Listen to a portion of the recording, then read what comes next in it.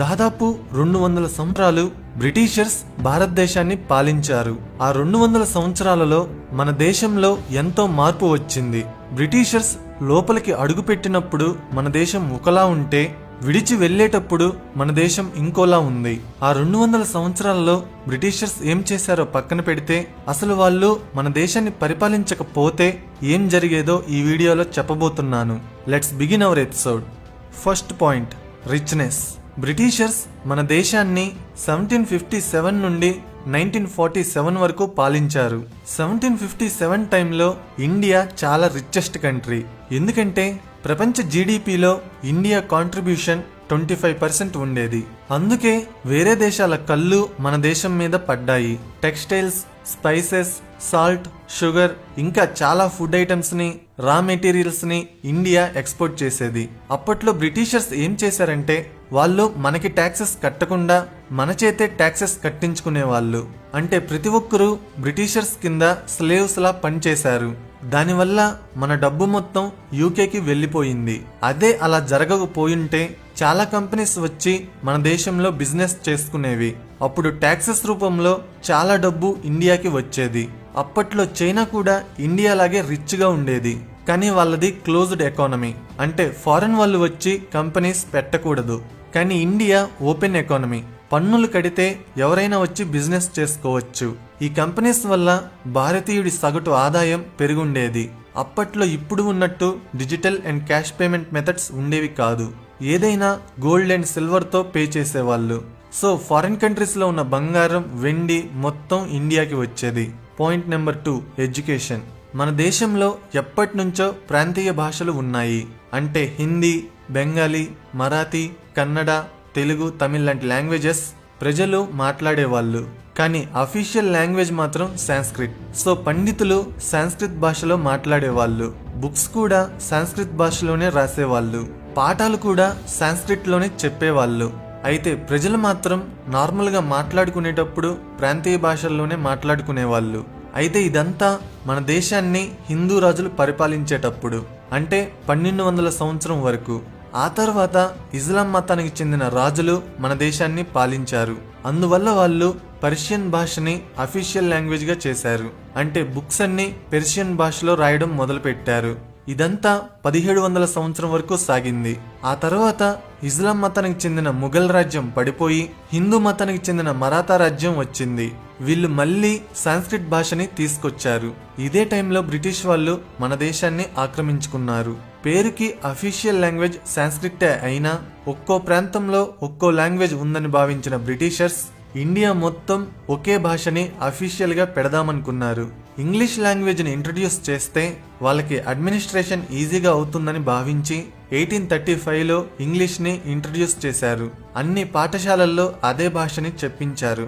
So ఒకవేళ Britishers అలా చేయకపోయింటే ఇప్పుడు మన దేశంలో సాంస్క్రిట్ లాంగ్వేజ్ అఫీషియల్ గా ఉండేది. అందరూ దాన్నే ఫాలో అయ్యేవారు. అంటే ఇప్పుడు జపాన్ లో జపనీస్ లాంగ్వేజ్ ఎలా అయితే ఉందో, చైనాలో చైనీస్ లాంగ్వేజ్ ఎలా అయితే ఉందో, మన దేశంలో కూడా బుక్స్ లో, గ్యాడ్జెట్స్ మీద, ప్రొడక్ట్ మాన్యువల్స్ మీద సాంస్క్రిటే ఉండేది. ఇప్పుడు పుట్టగానే ఇంగ్లీష్ నేర్పించినట్టు అందరికీ సాంస్క్రిటే నేర్పించేవాళ్ళు. కానీ సెకండ్ లాంగ్వేజ్ గా మన దేశంలో కన్ఫర్మ్ గా ఇంగ్లీష్ ఉండేది. ఎందుకంటే ప్రపంచంలో అదే easiest language. Indians western countries కి వెళ్లాలంటే ఇంగ్లీష్ కొంచెమైనా వచ్చుండాలి గనుక. బ్రిటిషర్స్ ఉన్నా లేకపోయినా ఎడ్యుకేషన్ సిస్టమ్ మాత్రం ఇప్పుడు ఎలా ఉందో అలానే ఉండేది. ఎందుకంటే ఎడ్యుకేషన్ సిస్టంలో మన దేశం మిగతా దేశాలని ఫాలో అవుతూ వస్తుంది గనుక. Point number 3, infrastructure and technology. Britishers రాకముందు మన దేశంలో ఎవరి కల్చర్కి తగ్గట్టు వాళ్ళు బిల్డింగ్స్ కట్టించుకున్నారు. ఇస్లాం మతానికి చెందిన రాజులు తమ స్టైల్లో తమ దగ్గర ఉన్న టెక్నాలజీతో కట్టించుకున్నారు.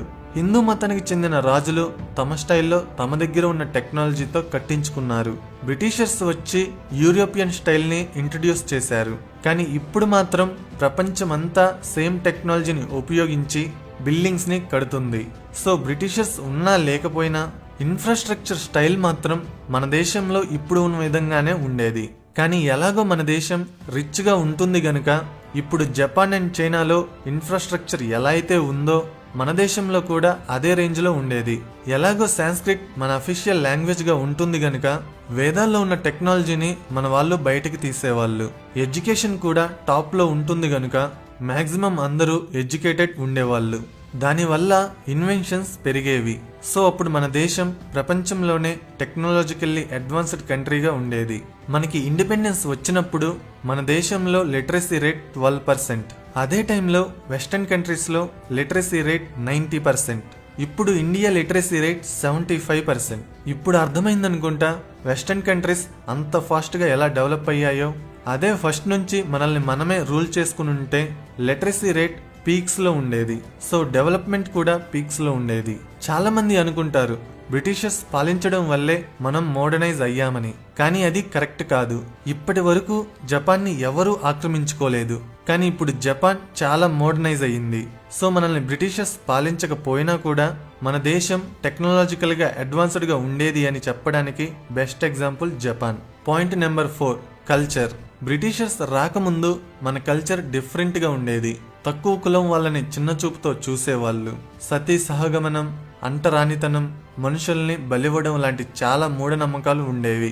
బ్రిటిషర్స్ వచ్చాక ఇలాంటి వాటన్నిటినీ రిమూవ్ చేశారు. ఈ విషయంలో మాత్రం వాళ్ళు మంచి పని చేశారు.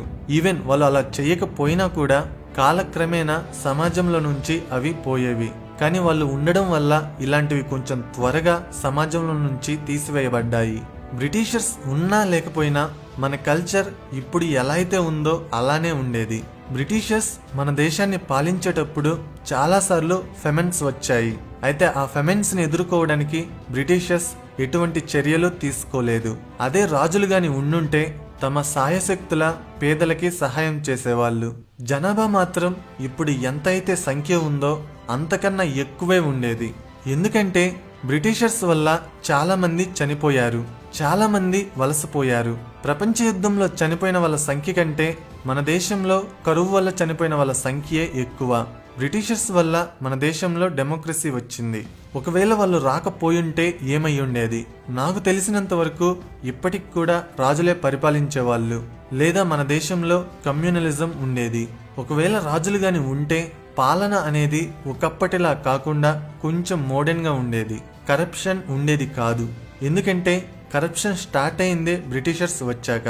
బ్రిటిషర్స్ మనల్ని ఆక్రమించుకుందే డబ్బు ఆశ చూపించి. ఏదో ఒక రాజుకి లేదా రాజు ఆస్థానంలో ఉన్న మంత్రులకి లేదా సేనాధిపతులకి డబ్బు ఆశ లేదా రాజ్యం ఆశ చూపించేవాళ్ళు. దానికి వాళ్ళు ఆశపడి బ్రిటిషర్స్ చెప్పింది గుడ్డిగా నమ్మేవాళ్ళు.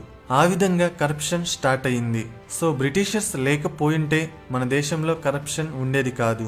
Point number 5, maps. ఒకప్పుడు ఇండియా అసలు ఒక దేశమే కాదు. ఇది 3వ శతాబ్దంలో మౌర్య డైనాసిటీ. ఇది 8వ శతాబ్దంలో గుప్తా ఎంపైర్. ఇది 18వ శతాబ్దంలో ముఘల్ ఎంపైర్. ఈ మ్యాప్స్ అన్నిటిని గాని గమనిస్తే ఇండియా, పాకిస్తాన్, బంగ్లాదేశ్ ఒకప్పుడు కలిసి ఉండేవి. సౌత్ ఇండియా మొత్తం ఒక కింగ్డమ్ కింద ఉండేది. నార్త్ ఇండియా మొత్తం ఒక కింగ్డమ్ కింద ఉండేది. నార్త్ ఈస్టర్న్ స్టేట్స్ ఇంకొక కింగ్డమ్ కింద ఉండేవి. బ్రిటిషర్స్ వచ్చి వీటన్నిటిని కలిపి ఇండియాగా చేశారు. సో ఒకవేళ బ్రిటిషర్స్ మనల్ని పాలించకపోయింటే నార్త్ ఇండియా అంటే ప్రస్తుతం ఉన్న నార్త్ ఇండియా, పాకిస్తాన్, బంగ్లాదేశ్ కలిపి ఒక దేశంగా ఉండేవి. సౌత్ ఇండియా ఇంకొక దేశంగా ఉండేది. నార్త్ ఈస్టర్న్ స్టేట్స్ అన్ని కలిపి బర్మా, మయన్మార్తో కలిసి వేరే దేశంగా ఉండేవి. బ్రిటిషర్స్ ఇండియాని ఆక్రమించుకోవడం స్టార్ట్ చేసింది 1757లో. సో 1757కి ముందు మన దేశం ఎలా ఉండేదో ఇప్పుడు చూపిస్తాను. నార్త్ మొత్తం మరాఠా ఎంపైర్ చేతిలో ఉంది. ఆంధ్రప్రదేశ్, ఒరిస్సా, తమిళనాడులోని కొంత భాగం కర్ణాటిక్ నవాబ్స్ చేతిలో ఉన్నాయి. కర్ణాటక టిప్పు సుల్తాన్ చేతిలో ఉంది. తెలంగాణ నిజాం నవాబ్ చేతిలో ఉంది. కేరళ ట్రావెన్కోర్ రాజ్ చేతిలో ఉంది. మద్రాస్, మచిలీపట్నం, కలకత్తాలో బ్రిటిషర్స్ ఫ్యాక్టరీస్ పెట్టుకుని బిజినెస్ చేసుకుంటున్నారు. పాండిచ్చేరి, యానం, చాందర్ నగర్లో ఫ్రెంచ్ వాళ్ళు ఫ్యాక్టరీస్ పెట్టుకుని బిజినెస్ చేసుకుంటున్నారు. కొచ్చిన్, గోవా, దమన్ అండ్ దియు, దాద్రా అండ్ నగర్ హవేలీలో పోర్చుగీస్ వాళ్ళు ఫ్యాక్టరీస్ పెట్టుకుని బిజినెస్ చేసుకునేవాళ్ళు. ఈ విధంగా 1757లో ఇండియా ఉంది. ఇండియా ఇలా ఉండగా బ్రిటిషర్స్ ఇండియాని ఆక్రమించుకోవడం స్టార్ట్ చేశారు. సో ఒకవేళ వాళ్ళు అలా చేయకపోయింటే ఏమై ఉండేది? ఈ మ్యాప్ ప్రకారం మరాఠా రాజులు చాలా పవర్ఫుల్ అని తెలుస్తుంది. సో బ్రిటిషర్స్ లేకపోతే మరాఠా రాజులు నిజాం నవాబ్ రాజ్యాన్ని, టిప్పు సుల్తాన్ రాజ్యాన్ని ఆక్రమించుకునేవాళ్ళు. దేశాన్ని ఒకటిగా చేసేవాళ్ళు. దేశం మొత్తం హిందూయిజం ఉండేది. కొన్ని ఇంట్రెస్టింగ్ ఫ్యాక్ట్స్ చెప్తాను. ఎక్కువ ట్యాక్సులు కట్టమని బ్రిటిష్ కంపెనీస్ని మన రాజులు పీడించేవాళ్ళు. ఆ బాధ నుండి ఎస్కేప్ అవ్వడం కోసమే రాజులతో యుద్ధం చేయాలనే థాట్ బ్రిటిషర్స్కి వచ్చింది. ఇంకొక ఫ్యాక్ట్ ఏంటంటే, బ్రిటిషర్స్ మనల్ని ఆక్రమించుకోవాలని ట్రై చేసినప్పుడు ఇండియాలో ఉన్న రాజులు కలిసి పోరాడలేదు, విడివిడిగా పోరాడి ఓడిపోయారు. ఇంకొక బాధాకరమైన విషయం ఏంటంటే, కొన్ని యుద్ధాల్లో బ్రిటిషర్స్కి మన రాజులే సపోర్ట్ ఇచ్చేవాళ్ళు. అందువల్ల వాళ్ళ పని ఇంకా ఈజీ అయ్యింది. ఇంకొక ఫ్యాక్ట్ ఏంటంటే, బ్రిటిషర్స్ మనల్ని ఆక్రమించుకున్నందువల్లే దేశ ప్రజలందరూ ఏకమై బ్రిటిషర్స్తో పోరాడారు. ఆ విధంగా దేశమంతా ఒక్కటయ్యింది. లేకపోయింటే ఎక్కడి వాళ్ళు అక్కడే ఉండిపోయేవాళ్ళు. ఈ వీడియో చూశాక ఇంకొన్ని టాపిక్స్ గురించి తెలుసుకోవాలనే ఇంట్రెస్ట్ మీకు కలుగుతుంది. అవేంటంటే, బ్రిటిషర్స్ రాకముందు ఇండియా ఎలా ఉండేది, బ్రిటిషర్స్ ఎలా ఇండియాని ఆక్రమించుకున్నారు, బ్రిటిషర్స్ ఇండియాని ఎలా పరిపాలించారు, బ్రిటిషర్స్ మన దేశాన్ని విడిచిపెట్టి ఎందుకు వెళ్ళారు, ఒకవేళ బ్రిటిషర్స్ అసలు మన దేశాన్ని విడిచి వెళ్ళకపోయింటే ఏం జరుగుండేది. మీకు ఇంట్రెస్ట్ ఉంటే ఈ టాపిక్స్ మీద కూడా వీడియోస్ చేస్తాను. నా ఎక్స్ప్లెనేషన్ నచ్చితే వీడియోని లైక్ చేసి షేర్ చేయండి. ఇలాంటి ఇంట్రెస్టింగ్ వీడియోస్ కోసం ఛానల్ని సబ్స్క్రైబ్ చేయండి. వీడియో పెట్టగానే నోటిఫికేషన్ రావాలంటే సబ్స్క్రైబ్ చేయగానే పక్కన ఒక బెల్ ఐకాన్ కనపడుతుంది. దాని మీద క్లిక్ చేయండి. Thank you.